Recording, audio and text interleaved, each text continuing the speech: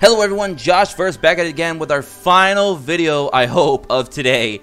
So we got Silver Blade Aramintha, another light Moonlight character, which is nice because I love seeing that light is getting more love recently. She's also a mage who can, by the way, take advantage of the new 4-star artifact for boss fights. So she's going to be very good PvE-wise, but her real calling is going to be PvP. That's where she's going to absolutely dominate. We're going to talk about why in a moment.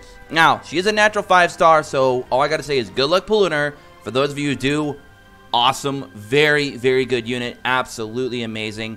But, you know, it is a 5-star Moonlight, so we got to take that with a with the whole RNG into perspective. But hey, anyways, if you do pull her, is she good? 110% yes. Now, she gives you attack percentage with her devotion. If you want to feed like normal Aramintras into her, that's completely up to you. I will say that she is better than the fire one in my opinion. She does still do the whole gimmick of burn, burn, and burn some more. She wants to burn everything. And by the way, she's got 2 legs. So, hey, 2 is better than 1, right? And her character design looks really, really awesome. I do like it. Very nice style. Let's go ahead and take a look at her stats real quick. Now, she's a mage, so, you know, her HP is probably going to be pretty low no matter what. As you can see, it is 4,500. But her attack is almost 1,200. That puts her in more of the upper tier when it comes to attack base stats. So, very, very good there. Her speed's pretty modest at 106. And her defense, surprisingly, is 683. Almost 700 defense. Very, very good for a mage. That gives her a little bit more survivability than normal, which is very nice. And like I said, if you want to make her extremely powerful for PvE content, run her with the new 4-star artifact. Otherwise, you can run her with other artifacts like Abyssal Crown if you want to take advantage of her stunning and stuff like that she also does in her skill set if you want to use her heavily for PvP over PvE. But if you want to use it for PvE, that new artifact is amazing. There's other good mage artifacts like Caladra, which you can take advantage of. So, or Siren. I mean, there's a lot of things that you can run with Aramintha. Now, let's go ahead and talk about her skill sets, and we'll talk about possible gear strategies that you could set up for her. And yeah, that should do it. So, first, let's talk about her Awakens. Now, I forgot to talk about the Awakens, the other 2, for the most part. But if you see here, she goes Effectiveness 6%. She has another Effectiveness 6%. Attack 6%. And then we have another Effectiveness 3%. And attack 3%. So she's getting completely all attack and effectiveness, especially a lot of effectiveness, which is good for her skill set, so it's not a bad thing. You could run her with a hit set for sure, but we're going to talk about that in a moment. Let's go over her skills real quick. So, her S1, which does burn, and by the way, if you're not familiar with the skill sheets, basically burn does 60% of the caster's attack and ignores 70% of the enemy's defense. So burn definitely does more damage than poison, which I believe, or not poison rather, I want to compare it to bleeding. Bleeding, which I believe does only 30% of the character's attack. I think poison may do 30% as well. If I'm incorrect to that, you guys can let me know in the comment section below. But I think it's like 30% and burn is 60%. So 60% is pretty high for burn. Attacks the enemy with an explosion of flame with a 65% chance to burn for 1 turn. Now, obviously, you can get that up to 75% if you +3 her S1. If you soul burn, which only costs 1 soul charge, or 10 soul, as it says here, effect chance increases to 100%, ignores effect resistance, which is pretty crazy. If you want to guarantee get those burns off, you soul burn, boom. Her S2, Flame Release. Now, this is a passive. Activates Flame Release if the enemy is burned. After using Flame Friction, Flame Release attacks all enemies with Mystic Fire Energy, increases the caster's combat readiness by 30%. So she's very self-efficient in being able to go more often because she gives herself that combat readiness, which is pretty crazy. She has pure damage on her Flame Release here. As you can see, you get an additional, I think, 30% damage. So very amazing how her Flame Release works very well with her Flame Friction. So you definitely want to build her with hit. That way you get that effectiveness as high as you possibly can to guarantee, or I guess as to say better guarantee, your burns go off quite often. That way you can make use of that flame release, because that is actually really, really good. And that attacks all enemies ties again into her running with the new 4-star artifact, which can be very good for you for PvE.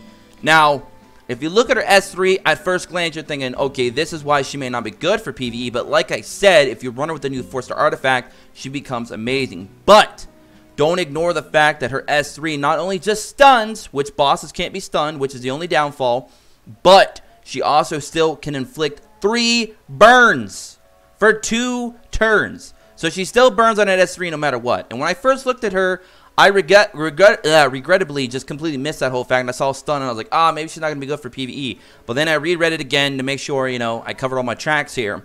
And yes, very, very good. So she's going to be very good in PvE, especially if you rock her with the new artifact. And she's going to be amazing in PvE. Or PvP, rather. And if you notice a trend with all the 3 new units that we got here recently, with Charles, Silverblade, Aramintha, and, you know, Blaze Dingo, they're all very powerful Guild War characters. So you're starting to see the trend that Smilegate's trying to go towards right now. They're really pushing for PvP. But they're also making these units very good in PvE as well. So these are 3 very strong units that's come recently into the game. And I think that may be an issue in the future. We might make a video about that, how the power creep and the constant power creep is just getting a little bit out of control, maybe a little bit unbalanced at this point. But we'll talk about that in another video. But anyways, Silverblade Aramintha is amazing. Now, she's got, like I said, drops a giant meteor to stun all enemies for 1 turn with a 40% chance to each inflict 3 burn effects for 2 turns. And that means she can inflict up to 3 per character that she hits with her AoE attack, which is very crazy. So you could stack up those burns. And like I said, burn is 60% of Aramintha's attack, and it ignores 70% of the enemy's defense. So you definitely want to build her with high attack. Her natural attack is almost 1200 anyway. So like I said, you could build her attack and hit. You could build her lifesteal and hit, because the lifesteal gear is just so well rounded, especially from the Abyss, you know, 70 and plus, even 85 gear as well, and very amazing gear.